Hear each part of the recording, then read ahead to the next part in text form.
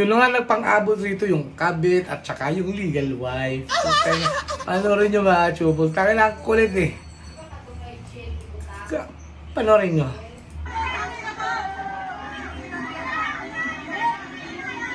Taka na parang sa palengke pa ata to eh.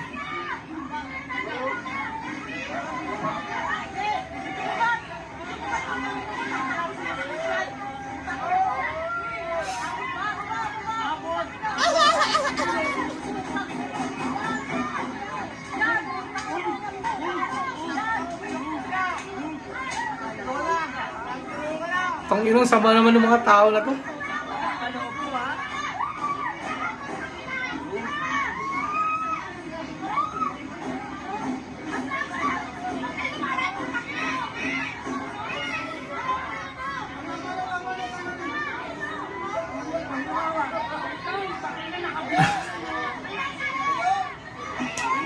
Ito. Mukhang matanda yung legal wife.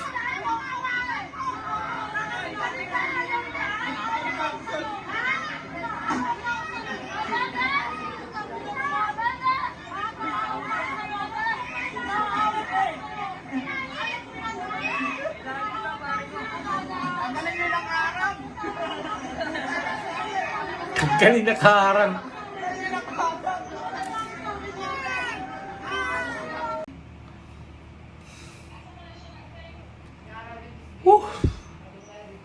Dapat kasi magpakantag-birgod lang. Huwag na magmabit. Tangin na.